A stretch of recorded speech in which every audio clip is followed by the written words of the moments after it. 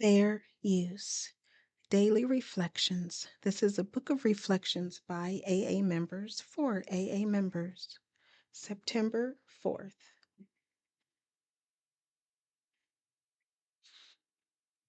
Reconstruction. Yes, there is a long period of reconstruction ahead. Alcoholics Anonymous, page 83. The reconstruction of my life is the prime goal in my recovery, as I avoid taking that first drink, one day at a time. The task is most successfully accomplished by working the steps of our fellowship. The spiritual life is not a theory, it works, but I have to live it. Step 2 started me on my journey to develop a spiritual life. Step 9 allows me to move into the final phase of the initial steps, which taught me how to live a spiritual life. Without the guidance and strength of a higher power, it would be impossible to proceed through the various stages of reconstruction. I realize that God works for me and through me. Proof comes to me when I realize that God did for me what I could not do for myself. By removing that gnawing compulsion to drink, I must continue daily to seek God's guidance.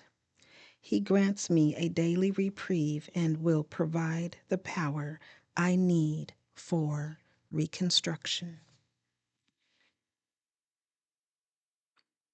Courage to Change One Day at a Time in Al-Anon.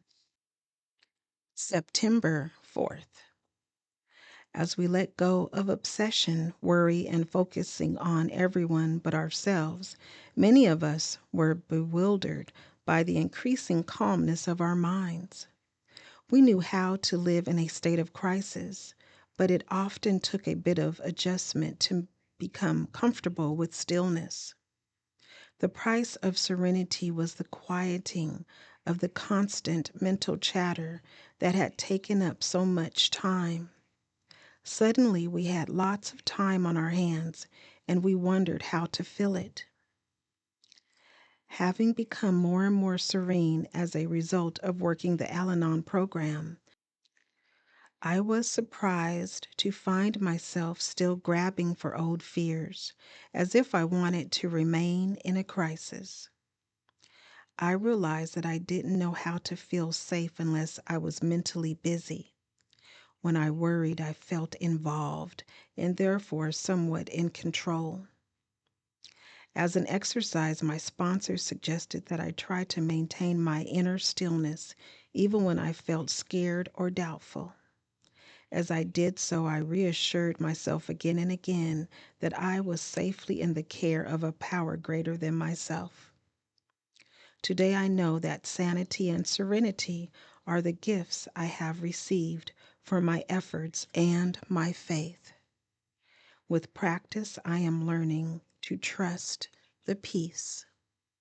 Today's reminder. Today I will relish my serenity. I know that it is safe to enjoy it.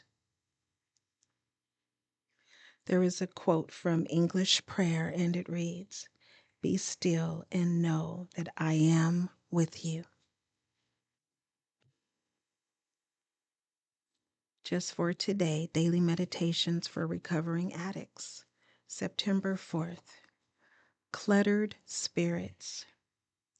We try to remember that when we make amends, we are doing it for ourselves. Basic text, page 41.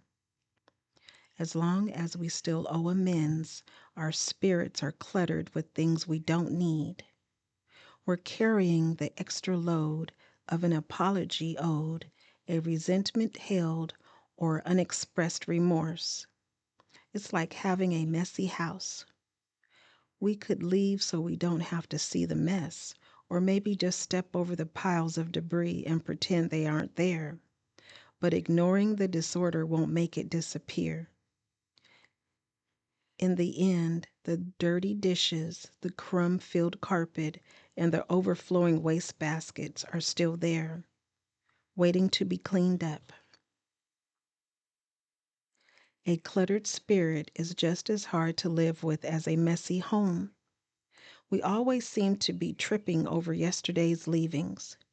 Every time we turn around and try to go somewhere, there is something blocking our path. The more we neglect our responsibility to make amends, the more cluttered our spirits become. And we can't even hire someone to clean up. We have to do the work ourselves. We gain a deep sense of satisfaction from making our own amends, just as we would feel after we've cleaned our homes and have time to enjoy a bit of sunshine through sparkling windows.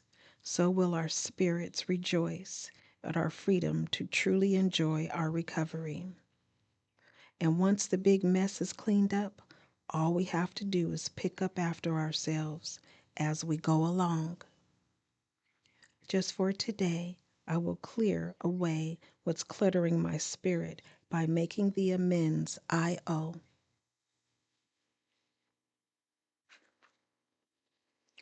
Today, Emotions Anonymous, September 4th. Reflection for today. Talking to my higher power can be like chatting with an old friend on a long distance call, only it doesn't cost any money.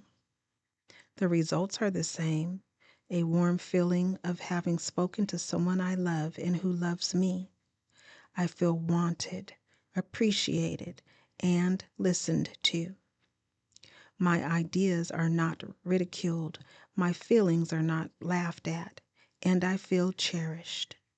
I gain approval and respect, and I know once more I am okay, and all is right with my world.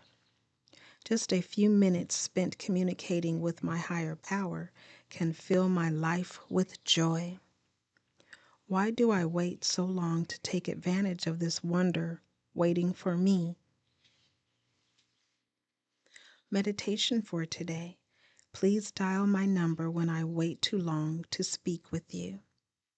Today I will remember, I don't get a wrong number when I call God. Strengthening my recovery. Meditations for adult children of alcoholics, dysfunctional families. September 4th. Generational grief.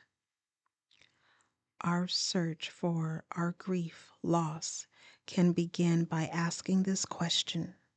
What did I receive from my dysfunctional family, and what would I have received from loving parents in the same situation? BRB, page 204. We grew up with expectations of normal, supportive behavior, but our expectations were not met. This spawned a grieving process. We didn't realize that previous generations were grieving too, which helps explain but doesn't excuse their dysfunctional behavior. We often say our parents did the best they could with what they had. Unfortunately, what they had was too often not nearly enough, just as what they had received was not enough. And processed grief from our childhoods and our ancestors' childhoods can put us in a perpetual state of mourning. The generational nature of this is called complicated grief. This grief can hold us hostage, undermine our ability to function well, and adversely complicate relationships. It can contribute to medical problems because grief has friends called shame, sadness, depression, and insecurity. A great prescription for being unhealthy. In ACA, we uncover the roots of our grief, recognize what we didn't receive as children, and see how we learned to react as a result. ACA teaches us how to stop the grief cycle and become our own loving parents. We do the work for ourselves before we can help future generations have less baggage to carry forward. The affirmation reads, On this day, I recognize the immense grief I carry. I know I can work through it and change my life, giving myself what I didn't get as a child. I reparent myself using the tools of ACA recovery.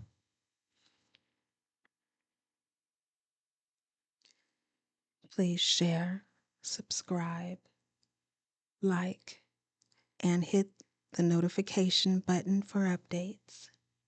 But most of all, be the you that you are created to be. Who know that you are not alone and that recovery is possible one day at a time.